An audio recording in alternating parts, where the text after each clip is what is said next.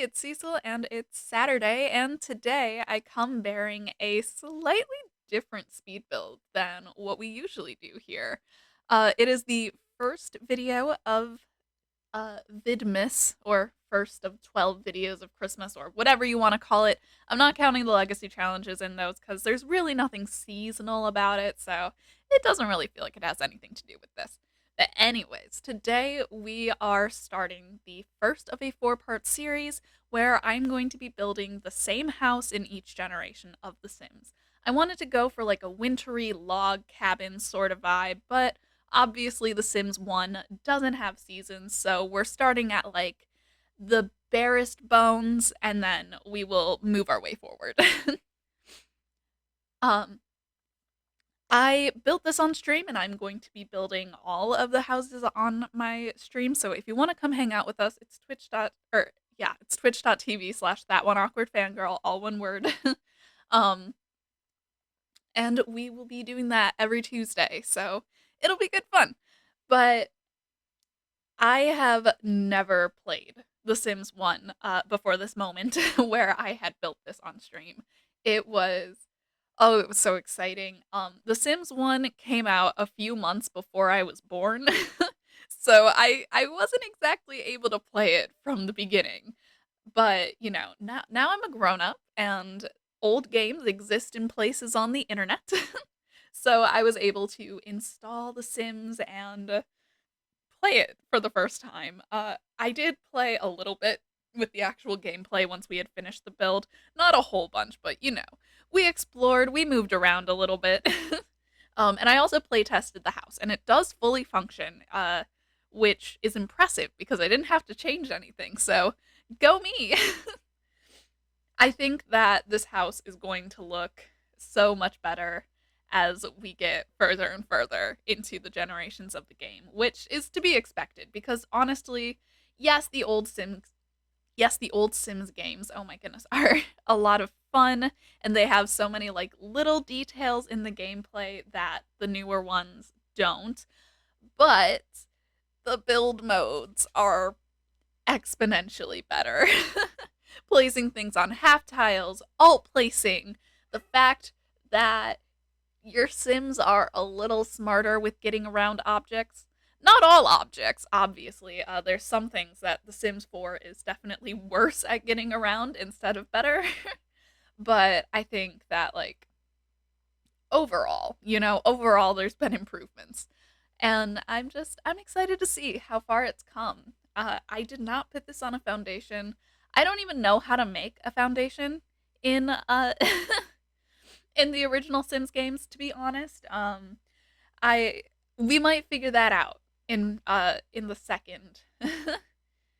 We might figure that out in The Sims 2, but for right now, there's no foundation. I would like to add one eventually, though.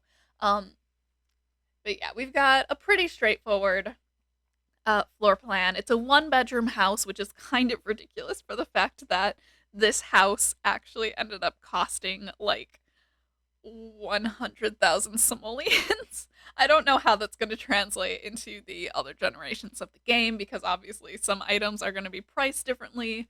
But we'll find out. Also, yes, including the curved staircase. While it was very fun, we're not going to be able to mimic that in every build, but you know what? It was worth it. I was so excited that I almost started crying on stream. So it was a little ridiculous, but it was exciting and it was so cool. And yeah, not being able to place things on half tiles though was definitely killing me during just this whole thing. um, Also, not being able to rotate things to be on a diagonal. I don't love diagonal walls in The Sims, but I do like having the option to put like diagonal furniture. So definitely some of these things will be rotated a little bit differently the longer that we go in. Um, but I'm really excited. I just like to have it slowly develop and also get a little bit more Christmassy the closer that we get to actual Christmas. I think it'll be fun. But yeah. I also didn't know what to do without my usual lights that I use because I'm so used to like in The Sims 4 just going for my little 50 simoleon disc light that you can barely see, and I'm like, oh no, this house has to have visible lights. Um, but I think we made it work. I think that it actually looks really good, especially for, being in the first ever Sims game. um, yeah. It's so much fun to get to go back and play some of the older Sims games because I remember seeing my cousins play The Sims 2 and The Sims 3, but I never got to play them. And so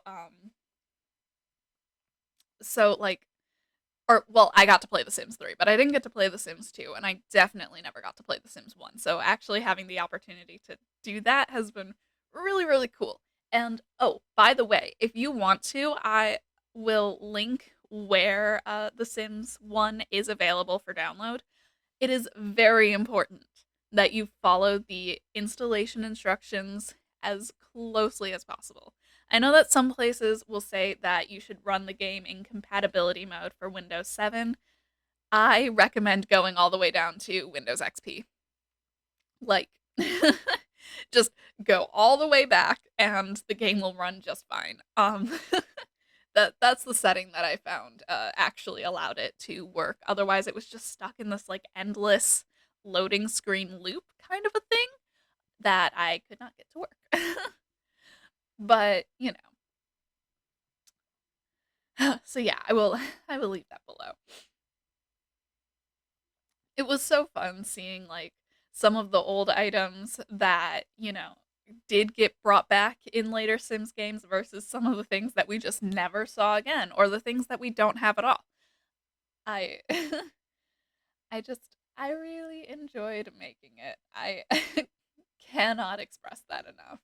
Um it was just it was so fun and it was so cool. Um, they have a pantry item, so I put that in. Even though it seems like the pantry functions the exact same as like the refrigerator, I still was like, yeah, have a pantry and a fridge. That makes perfect sense. And even though we have a little dining area in like the main room area, I also wanted to like sneak in a little breakfast table, like, for some family dining or whatever. Not that this is a family home because there's only one bedroom. Who knows? Maybe we'll find more bedrooms in the future games, but probably not because the idea is just to keep it more or less the same floor plan. Um, yeah.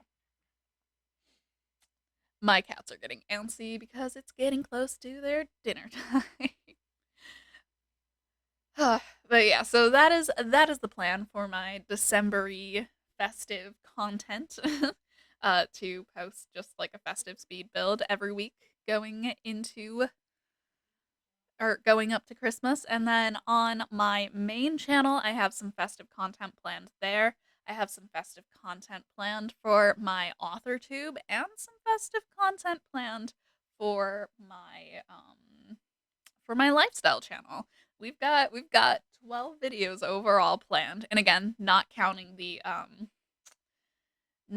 legacy challenge in that one because I don't it's not festive. There's nothing festive about it. It's about to be summertime in the legacy challenge, so nothing we can do about that. But yeah, many many plans.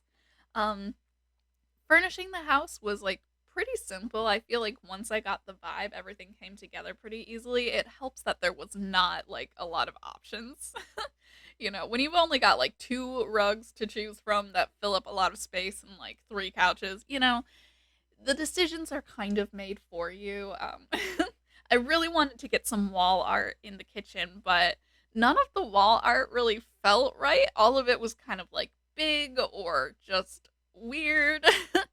It's a game from the 2000s and it very much feels like that, which is very cool. It just wasn't something that I'd be able to translate into all of the other Sims games. But here we are starting to get into the landscaping, um, which was quite interesting because I'm not even that good at landscaping in The Sims 4, where you have a lot of tools. So landscaping in The Sims 1 was definitely a time and a half. But I really liked the outdoor like flower box type things, and so I just kind of like made kind of garden patches out of it. I don't know. I did some rows of some different flowers. And it definitely looks a little busy, but I like it, and I think I'll be able to find ways to kind of mimic it in the future generations of the game. So I don't know. We'll see about that. um, but yeah, I was playing around with the terrain tools. There's not a lot of terrain paint. There's just kind of grass, and that's pretty much it. Um, but that's okay.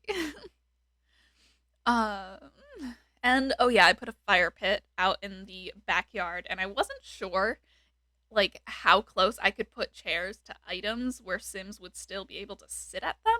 But I was like, you know what? I think I remember seeing a Sim sit in a chair that was like right up to a table, so I think it's okay if I put them close to the fire pit. And they might set on fire, but that's just normal Sims. And then the final touch that I added into the house was a bunch of drops of snow, which it took me a while to actually find it, but once I did find it, that was the most festive that I can make it in The Sims 1 was adding a bunch of snow in there.